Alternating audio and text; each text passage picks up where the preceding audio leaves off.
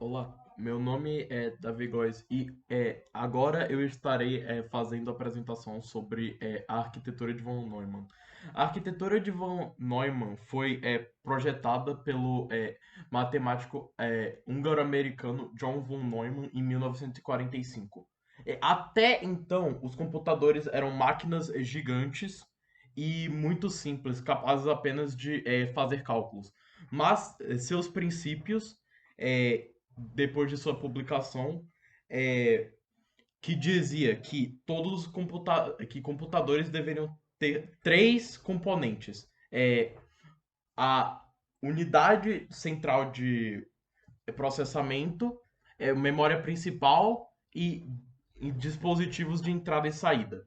Porém, a arquitetura hoje em dia é considerada ter quatro componentes, sendo a CPU, né, a unidade central de processamento, a memória, também sendo dividida em principal e secundária, os dispositivos de entrada e saída, estes sendo mais periféricos, e o barramento, este sendo utilizado para conectar a maior parte dos componentes do computador, além de componentes externos, também possibilitando seu é, co- comunicações entre eles.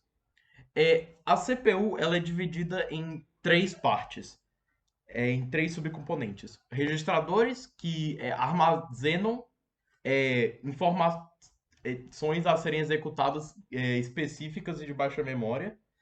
É, a unidade central, essa organiza e garante que todos os processos sejam executados corretamente.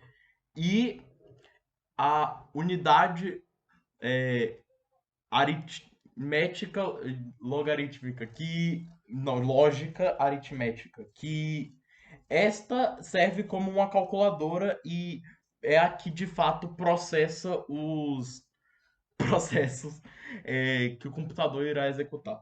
A memória principal é a memória RAM na maior parte dos casos. Essa sendo uma memória volátil, geralmente e que ela funciona à base de energia. Se a energia for removida, tudo que ela está sendo tudo que está sendo armazenado nela irá ser apagado.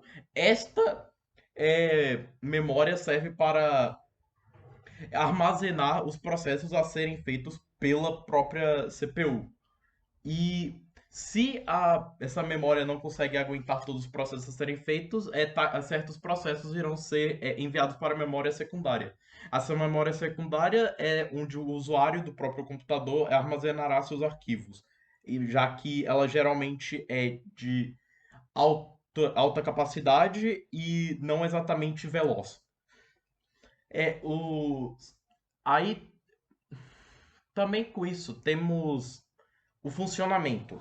Essa arquitetura, ela funciona de uma forma bem simples. Ela funciona a partir de que quando a energia é fornecida ao computador, todos os seus componentes entrarão em contato para é, ser determinado o que será feito, o que processos serão feitos. Assim, simplificando muito o processo. E, além disso,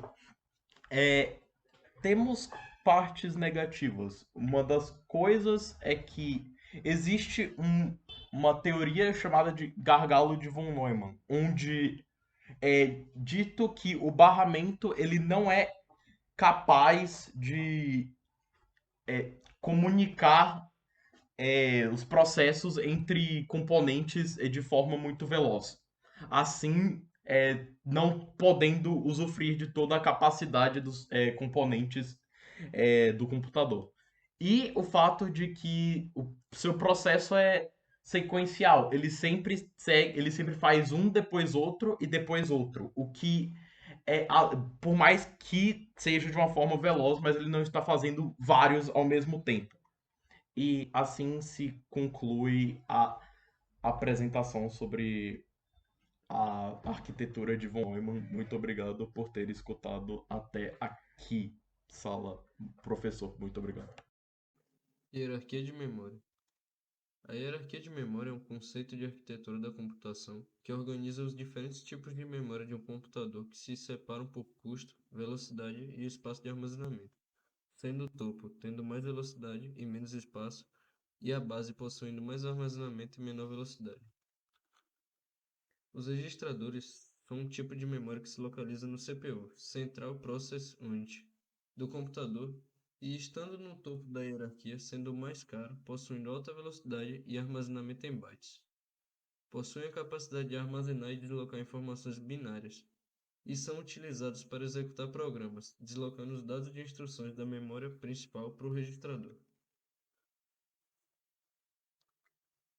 Programmable Read-Only Memory e ROM Read-Only Memory são as memórias utilizadas exclusivamente para leituras, que são responsáveis por armazenar permanentemente informações cruciais para o dispositivo, como as configurações básicas do sistema operacional e o firmware, que é o pequeno software.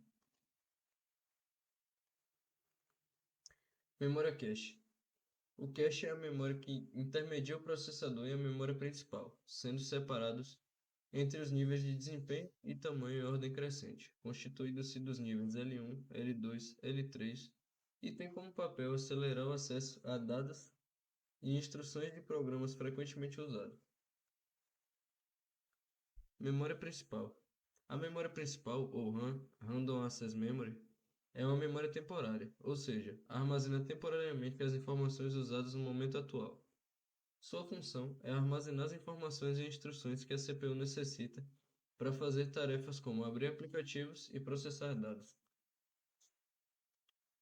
Memória secundária é a memória que guarda dados de forma permanente.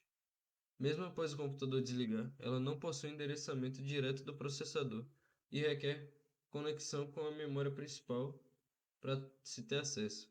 Se encontra na base da pirâmide, sendo a com mais espaço e maior lentidão, sendo encontrado na forma de HD e SSD. A importância da hierarquia de memória. A hierarquia de memória é importante porque ajuda o computador a ser mais rápido sem ficar caro.